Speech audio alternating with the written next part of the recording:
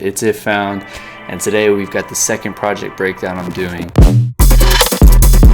As I did with my first one, Die For You, I will be uploading a shorter, more edited version up to YouTube. I will have a longer, more unabridged version on my Patreon. And if you're subscribed to the artist tier, then you also get the project in its full entirety. So all the racks, the entire project file, basically what you see here, you'll get all of it in that tier. So without further ado, let's hop into it. For the second one, I'm going to be doing Worth.the.CRASH, which was kind of the big single that I put out last year. And this was actually the title single for my EP, Worth.the.CRASH, which also came out last year. If you like what you hear in this song, I think you're really going to enjoy that entire EP.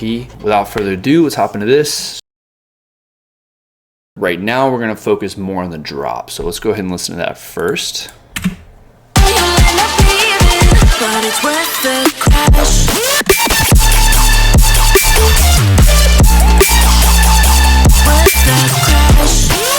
So that's what we have for the first drop. Second drop we'll get into a little bit later. We'll start with the drum pattern.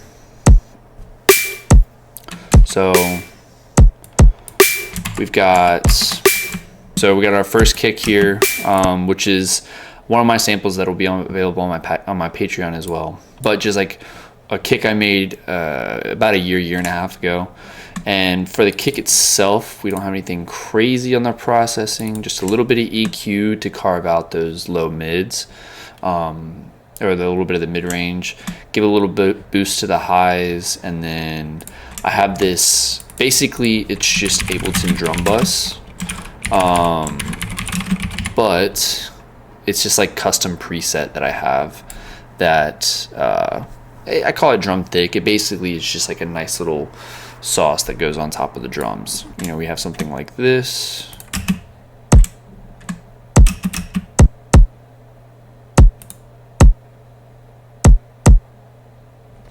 So it's really subtle. It just kind of just like a 5% boost basically to the kick, just to give it a little bit more. And for all my drums, I typically will hard clip them. So I've got this going into several stages of hard clipping actually, but this first one,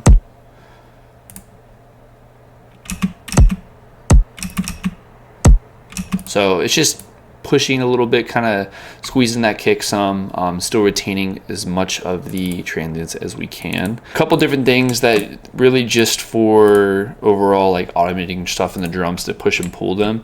So I've got basically just a reverb rack. It just takes and does a dry wet on Valhalla Vintage Verb. So it just automates this mix knob. That's all it does. And that just kind of comes in towards the end of the drop, right? Stuff like that. Super subtle. A little dub echo. This is, so I have, you have the standard dub echo rack, which comes in Ableton 11 and Ableton 12. But I have a clean version of this that I save. And all it really is if you go into, I believe it's echo. And in the character tab of echo, there's this noise that is by default turned on for this rack, right? And I'm not a fan of that noise. It's just kind of, when it's not being used, it has this really high noise floor that just muddies up your mix, in my opinion. That's pretty much the only difference there. But otherwise, amazing rack. It sounds great. With the snare, so we got, that's our kick, and then let's listen to the snare.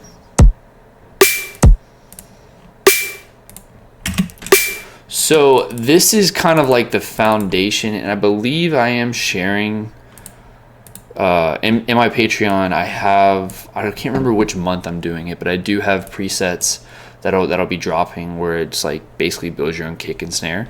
And I've done presets in Vital and Serum. I think the majority of them are going to be in Serum, but it's essentially the same thing. But this one I built in Vital, and this particular snare is essentially a combination of this Vital sound and then this guy here. Super light layers. So the bulk of it is this custom snare that's built in Vital. And that snare itself is pretty straightforward. It's basically you just got some envelopes that are modulating the volume, the pitch, and pitch envelope, and the white noise layer. So you've got your body of the snare here. So if I turn these off, right, there's like the body transient, and then the white noise, and then the tone.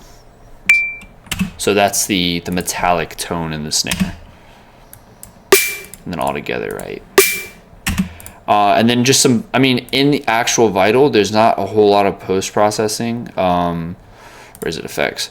So you have a little bit of EQ to shove off the highs, filter just to roll that off a little bit more, some distortion to push it, and it's just a clipper essentially, and then reverb to give it a little bit of space because it sounds really unnatural if you don't put any reverb on it. You have a bunch of post-processing, which is kind of what brings the sound alive. Without it, you know, pretty dead. Obviously volume difference, but this kind of squeezes it, really makes it feel like a big EDM snare as opposed to, or trap snare I should say, as opposed to just like something sounds like you made in a synth. First thing on this chain is SBL Transient Designer. So, but this I'm just putting a little bit of attack, taking the sustain down a little bit just to tighten it up. It's not much. ST4B. Amazing plugin if you don't have it already, but basically a multi-band transient shaper. And here we go. Without it. So again, subtle. It's all like little moves. Trash 2, which is going to give it a lot of that fatness. There you go. So the idea here, and you don't have to use Trash 2 for this, right? You could use even Roar or Saturator in Ableton. You don't have to use a third-party plugin. But essentially, like a wave shaper type of distortion is really what you want. And the idea is you just take a transient shaper, push that into the distorter, then I throw a little glue compressor on there, essentially acting as a transient shaper.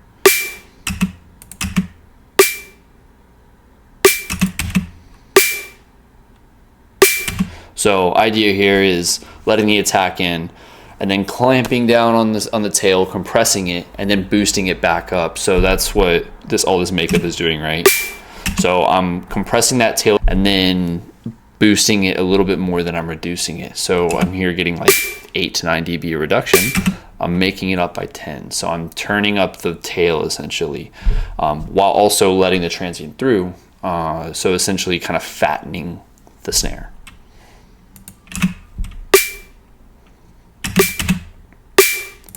And then of course sending it all through a clipper. Just a little bit more control. I have some more EQ that comes after this, accentuating the fundamental and that taking a little bit of the highs off. And then I have a Pro Q3, which is doing a little bit more fine tuning on this snare tone.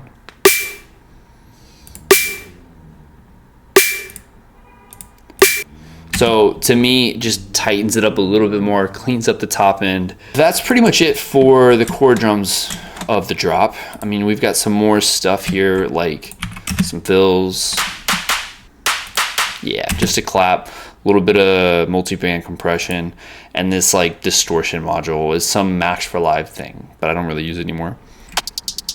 We've got some top loops, and all together those top loops sound like this during the drop. So little percussion loop from Lizdec, I believe, pretty sure. Just dipping out some of those, like that 2K, just to make some room for other stuff that's in the drop. Saturator to push it, and then tightening up the transients without. Just subtle. This is Allison Hat 2. I use this sample all the time. It's pretty much in every single song I produce. There's a Barely Alive hat, and then I've got a Vengeance Ride, and I'm just pushing those. Mix wise, I'm not doing much. We've got some EQ, OTT, a little bit of fresh air. I don't really use as much anymore, and then some saturation, and then nothing else after. So cymbals I keep pretty clean. For the breakbeat fills, I just have some think breaks. So Faturator, Snap Heap. I don't really know if this is doing anything, to be honest. Let's see.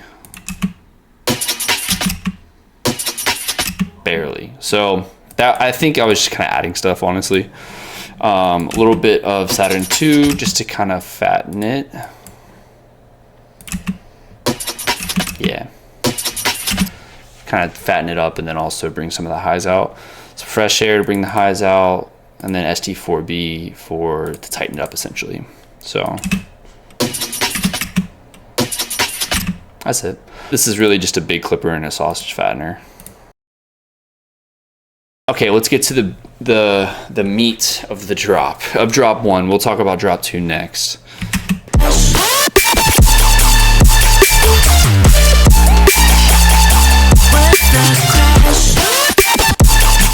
So the arrangement of the drop is kind of, it's a little bit call and response. So this is something I like to do in a lot of my drops, is I'll do lead, set up a pattern, second half of the drop I'll do some kind of fill or break the pattern, and then last 4 bars. So again, 16 bar drop. First 4 bars, second 4 bars, pretty much the same with a fill here and there. Third 4 bars are different, and then the last 4 bars are like an octave higher from the first 8. And that's a pattern that I use in a lot of my songs. To go in, we've got hit, fill, and then main lead. Same idea. Hit, fill, main lead. And then 4 bar fill. And then bring the vocals in and then repeat with a higher octave. Pretty much it. Now, first we'll look at the fill. So this is a pretty standard, like, if found lead. It's essentially 2 stacks of serum. They're modified presets, so it's like some saw lead, a lot of unison on one of the voices, or one of the oscillators. A lot of distortion, and actually the second one isn't really doing anything, so I can just take that out. Anyways, this is the core sound. Rift is, I think, bringing a lot of that. Just kind of fatten it up a little bit. Most of it's in the preset. There's a lot of leftover stuff. This song went through, as you can see, 12 different versions. What I'll do is for the Patreon, like when you get the project file, I'll clean up the stuff that's not being used. So shifter, I do this for kind of like little, almost like tape stop fills. That's not really drop. This is like basically it's like using a frequency shifter as a tape stop emulation. We've got this, I have this little Vib trim. It's basically like a vibrato and tremolo rack. And I just kind of map the macros to the amounts of each. So if you listen, you don't really hear it. You hear it kind of here, right? And the second drop you hear it, I believe.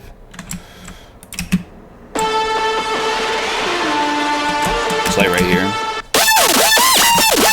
It's that little trill, basically. In power, this is basically, it's like a channel strip rack. I have my own version of it that I use now. This is from NASCO, I believe, but I have my own version. Basically just like a channel strip with a OTT, saturator, EQ. Roar to push it a little bit more. Also changing the tone a little bit. This tone knob is great, by the way, if you don't use it. You could set the crossover for the tone, and I like to have it on this like tilt shift mode. And we've got, basically, the way I use Roar most of the time is just adding a little bit of saturation with the amount knob. I'd usually do tube or soft sine, and then some compression to kind of squeeze it a little bit. Some EQ, just shaving off those lows because they kind of gets a little messy after all that saturation. Another EQ, endless smile, because I think I do like this like rise thing at some point. Yeah, here. So basically it's like a riser effect. It's just like a low cut and some sweep sounds. Boost, I don't use this plugin much anymore. It's basically like a maximizer slash clipper. Controls the dynamics so that later in the mix it's not destroying my mix. So basically it's just like throwing a little, like an LFO tool. It's like a little volume automation with like an 8th note flutter. So it's like to give it a little bit more movement as opposed to just like a straight wall of, you know, saw sound. The main sound, we have the screech.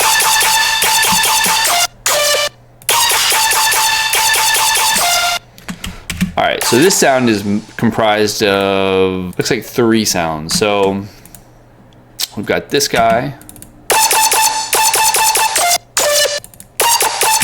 So this is the core of the sound. Some one-shot sound that I found, and I just kind of, you know, put it in a simpler, and then did like some vocoding just to clean the sound up. It's a nice little trick, just throw on a little vocoder. This is a virtual riot vocoder. It's essentially like vocoder with some OTT to reduce the ambience, but it's like, this is a basic preset in Ableton, just reduce ambience. And I use it a lot, but it's just built into this virtual riot rack. It's a great rack, but it's simple. It's just, again, a couple of the reduce ambience, which just kind of cuts the tail of things, a little bit of OTT, vocoder, basic settings, and then some more OTT and a saturator. I have a blank bass rack in here as well, just kind of fattening it up. It's not doing anything crazy, it's just kind of squeezing it. Saturator, got some EQ and a little bit of push on drive and clip. That's pretty much that. And again, from here on, like, this is all for every sound in this rack. So the second sound that I have here, just kind of like a screech sound. This was preset pack from Fabian Mazur, I think. I don't think I changed it much. I think this is pretty much the preset. So that's the core of that sound, right? Or that's pretty much it. And then we've got some of that reverb rack here, some EQ to kind of shave off a little bit more. We're really just shaving it off to the fundamental. Tube, which I think I talked a little bit about in Die For You in the last video, but tape and tube combo saturator. You can run them in parallel and serial, but this thing is amazing. It's the best sounding, besides maybe Saturn, tape and tube emulation stuff I've heard. So here's with it.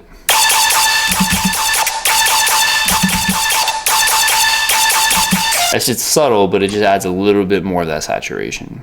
And then boost, same thing as before. The sound isn't really any different, which is why I like to use it, because it just kind of controls the dynamics but doesn't do anything to the sound. And then I have, this is like a mute essentially, just kind of mutes it. Just cuts all the sound. And then we've got, next we have laser sound, and this just kind of layers in with the main drop stuff. And then you can hear, it just kind of gives those hits a little bit more like girth essentially. And it's pretty simple. I think it's just like a laser sample. Yes, ivory laser sample. And then for the bass,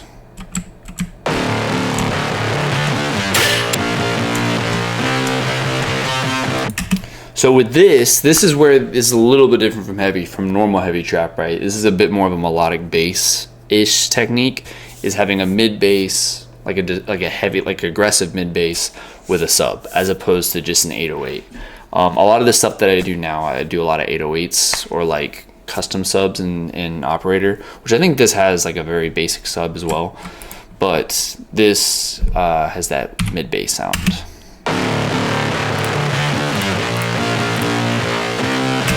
Essentially 2 operators, right? The majority of the sound, I think, comes from the processing. The sound itself is pretty basic, right? If we take all of this out,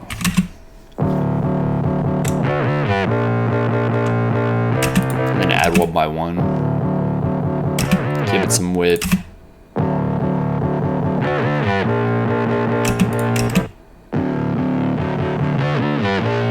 Squeeze in the middle and distort it, and then essentially just distort the entire signal. And then at that layer,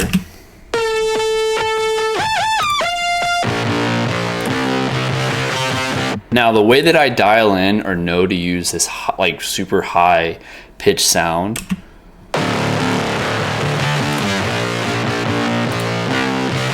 and the way I normally would design it is I'll throw on kind of get a really rough idea of the sound, right?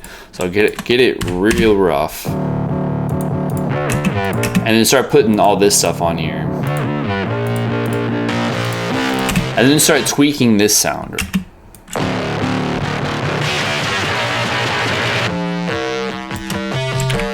Because every little change that you make in the operator before the distortion is not going to be amplified times 10. So you can really hear what's going to happen. And so basically just start messing around. It's essentially FM synthesis. Put it on 3 for the harmonic, and then for the chorus knob here. So a little attack to that pitch envelope. Or not pitch envelope, but the envelope for that particular like FM modulator or frequency modulator. We're going to slow down. See how it changes the tonality a little bit. See how it kind of picks it up. So I like that little pickup sound as opposed to it just starting.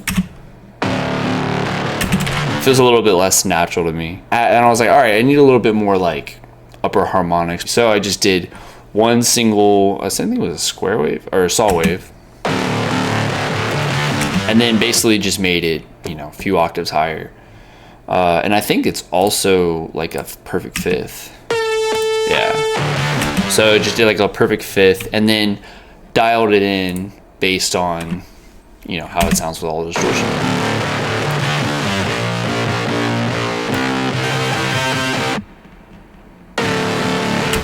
So I knew I didn't want that much of it, but just a taste. And then we've got the hits. So like the first hit. It's worth the crash. So this first hit, so this is a excellent sound preset, Quest for FM. I don't think I changed it much. I probably just dialed in like the exact tone that I wanted, which you're gonna do mostly with this like cutoff knob, which is controlled with this macro. And then a little bit of roar. I want it to be a little bit dirtier, not quite clean, because the overall drop sounds pretty dirty, so I wanted to keep it. And then we've got the sub.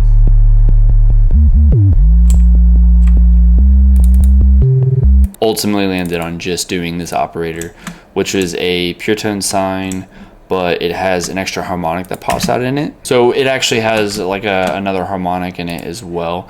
Normally I would just draw this in here. Say I want that. This is essentially 1, 2, 3. I'm essentially including that, but I'm doing a separate thing. And in order to control so that these are all in parallel, so they're pure tone, like harmonics essentially, as opposed to oscillator C modulating oscillator A, because you gotta remember operator is an FM synth. So by default, it's set up like this, meaning that all the oscillators oscillate or modulate each other. The way I have it set is parallel, so they're all kind of going in parallel, not oscillate or not modulating each other. There's nothing crazy, just wanted that extra harmonic in it. And if you look at it on the analyzer,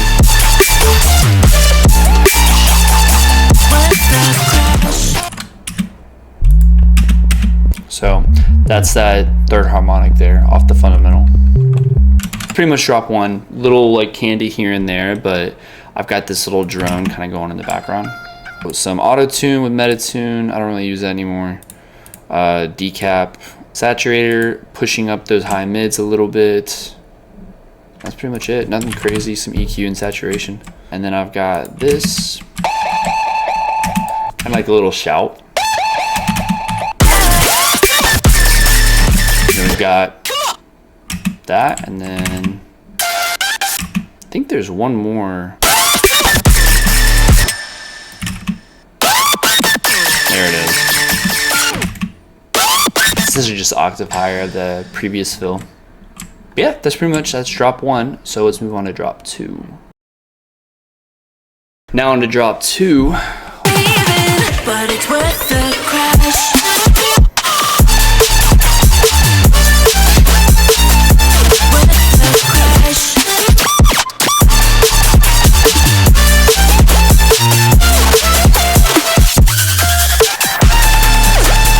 So overall structure, sound design, everything is pretty similar to drop 1. But instead of doing that heavy trap pattern for the drums, I'm doing more of a breakbeat pattern. Looking at the drums here, pattern wise, pretty simple, right? Like pretty much a breakbeat pattern. The interesting thing I'm doing here is using this kind of like snare call and response. So I'm doing a couple different snare sounds here to kind of make it more interesting. 3 different snares, essentially a noises snare. Nothing else going on there. And we got the second snare, which is down here in this other drum rack. So I basically like merged 2 different drum racks together. This is from another song. I think it's a rip of one of Skrillex's snares. So a little bit of that drum thick on there, and then some tube tape saturation. And then the third snare, the main snare of the drop. There it is. Got a couple layers here. This guy, main snare sound, using this sample here, shifter to kind of get it tuned right.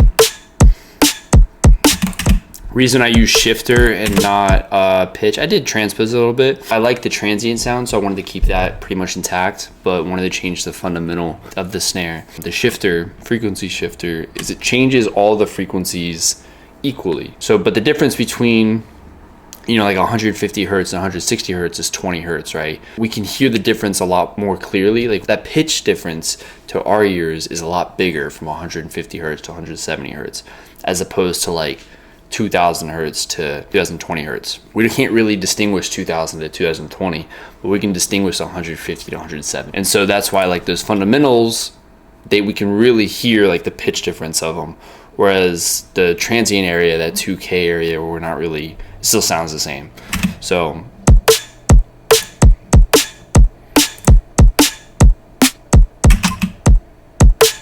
you can hear how like that upper end still sounds the same, but the lower fundamental is different. That's a nice little reason to use pitch shifter there. Frequency shifters. The EQ, just accentuating that new fundamental where I moved it up to, giving a little bit of the highs without it. Just makes it a little bit more exciting. This is essentially that same drum bus thing that I was telling you about. Dipping some of the EQ there and then adding some transient shaping. The loops.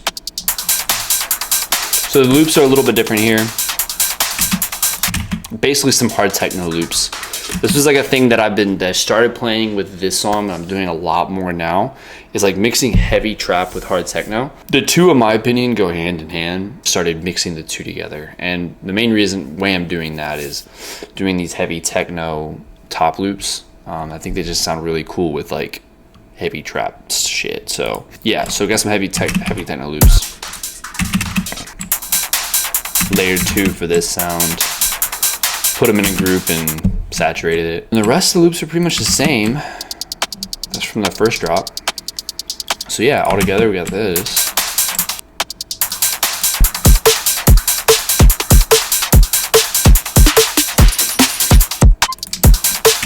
Just a couple little fills here. You know, nothing crazy. And then the leads.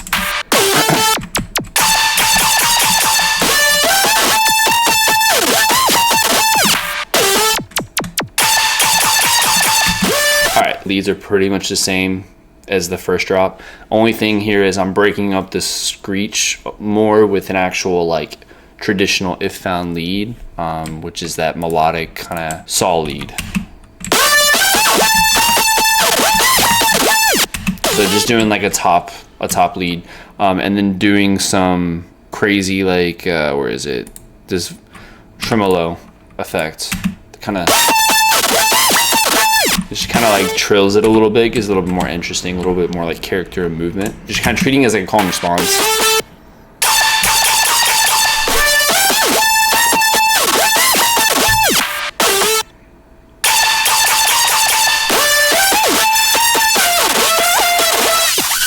So yeah, they're just kind of playing back and forth.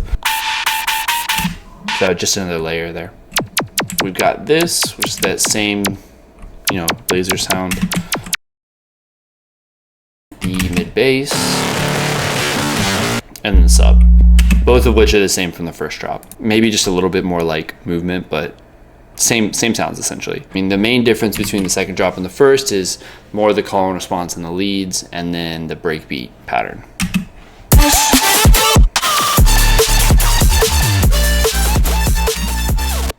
That's it. That pretty much does it for the drops.